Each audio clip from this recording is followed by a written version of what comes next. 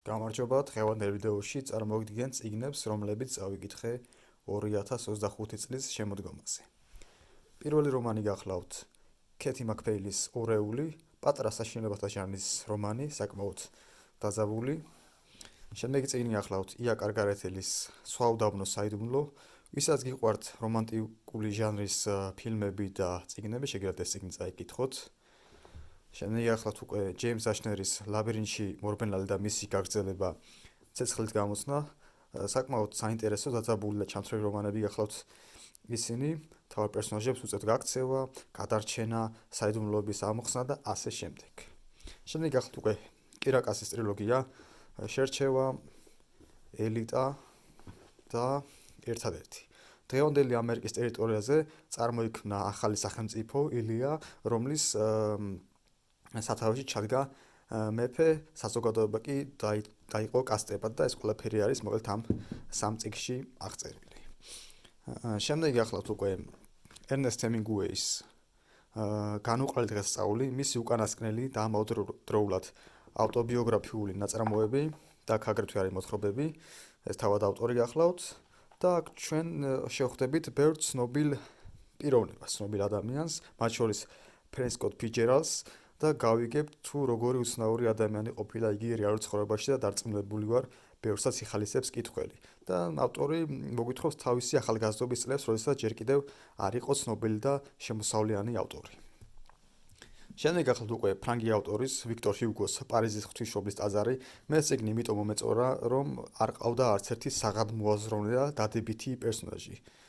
რაც სწორად არის ჩემი აზრით. იმიტომ რომ მე-15 საუკუნეში ფაქტობრივად ადამიანებს არ ქონდათ, ადამიანის დიდ ნაწილს არ ქონდათ თანაგრძნობის უნარი, მათთვის ერთ-ერთი გასართობის საშუალება იყო სხვისი ჩაგვრის, სხვისი წამების ყურება და არ შეეძლოთ იმის წარმოდგენა, რომ ერთ დღესაც შეიძლება მათ ადგილას თავადაც აღმოჩენილიყვნენ. მოკლედ ეს წიგნი ძალიან მომეწონა, იმიტომ რომ არ ყავს დადებითი პერსონაჟები. შემდეგ გახლავთ უკვე იტალიელი ავტორის ალბერტო მორავიას ჩოჩარა, რომელშიც მოქმედება ხდება მეორე მსოფლიო ომის დროს ოკუპირებულ იტალიაში და დედას უწევს თავისი ახალგაზრდა არასრულწლოვანი ქალიშვილი იხსნას იმ საფრთხეებისგან, რომელიც რა თქმა უნდა თან ახლავს ყოველთვის ომსა და გაჭირვებას. ძალიან მაგარი წიგნი აღმოჩნდა და რავი, წელს თუ გადავიღე ვიდეო 10 საუკეთესო რომანი, რომელიც წავიკითხე 2025 წელს, ეს წიგნი მათაურში აუცილებლად გავა. შემდეგ გახლავთ უკვე თურქი ავტორის ელიფ შაფაკის რწყილების სასახლე, რომელიც მოგვითხრობს ერთი თურქული სამეცნიერო ისტორიას. საკმაოდ უცნაური და საინტერესო დაწერილი წიგნი გახლავთ. შემდეგ გახლავთ უკვე ფრენსის ჰოდსონ ბერნეტის საიდუმლო ბაღი, საბავშვო რომანი ერთი შეხედვით, თუმცა სანამ შოვლები გადაწყვეტთ, რომ რომელიმე წიგნს ვსწოროთ საბავშვოა თქვენ შვილს წააკითხოთ, მანამდე თავად წაიკითხეთ და დარწმუნდით მართლა საბავშვოა თუ არა და შემდეგ წაიკითხეთ იგი. აი თუნდაც ავიღოთ ღვთისმშობლის და მათხოვარი მარკ ტვენის, რომელიც ერთი შეხედვით საბავშვო არის, მაგრამ მასში ისე დეტალურად არის აღწერილი თუნდაც ის წამების მეთოდები, რასაც გვიანდელ შუა საუკუნეების ინგლისში იყენებდნენ, რომ არ ამგონია რეკომენდირებული იყოს მის წაკითხვა ბავშვებისთვის. შემდეგ გახლავთ უკვე ფინელი ავტორის ემი იტერანტას წყლის საიდუმლო, ატომური ომის დასრულების შემდეგ ხდება მოქმედება და ფაქტობრივად აღარ იშოვება სუფთა წყალი, თითქმის დაბინძურებულია ყველა მათგანი და თუ აღმოგიჩნდეს სახში უკანონოდ წყალი, მოპოვებული წყალი, მაშინ ძალიან დიდი საფრთხე შეიქმნება და არ ამგონია ცოცხალი დაგტოვონ სამხედროებმა. შემდეგ გახლავთ უკვე დათო ტურაშვილის ჯინსების თაობა, საკმაოდ პოპულარული რომანი იყო იგი თავის დროზე გამოიცა და მასში აღწერილი არის ნამდვილი ამბავი, რომელიც მოხდა 80-იანი წლების საბჭოთა კავშირში, კერძოდ კი საქართველოში ახალგაზრდებმა გაიტაცეს თვითმფრინავი, რათა საბჭოთა კავშირის ტერიტორია დაეტოვებინა და ჩაბარებულიყვნენ, ასე ვთქვათ, დასავლეთისთვის.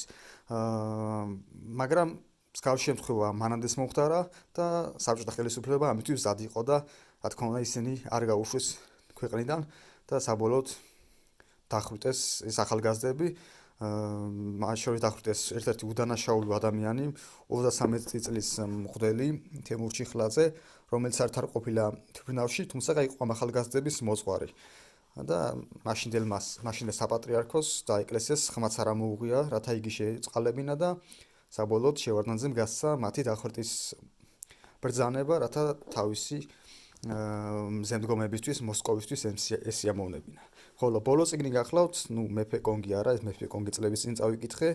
აქ არის მეორე რომანი, რობერტ რონი უფროსის ბრძოლა ცეცხლისთვის, რომელშიც მოქმედება ხდება პრეისტორიულ ხანაში, პირველ ყოფილებზე მოგვითხრობს ეს წიგნი.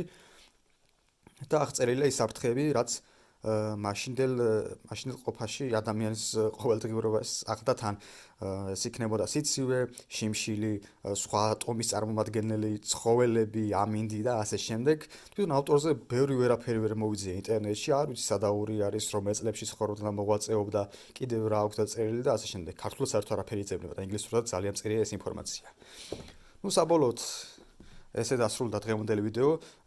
16 რომანი წავიკითხე, ნამდვილად არ არის ცუდი შედეგი და შემდეგი ვიდეო ალბათ იქნება უკვე 10 საუკეთესო რომანი, რომელიც წავიკითხე 2025 წელს. მანამდე კი მადლობას მოგახსენებთ.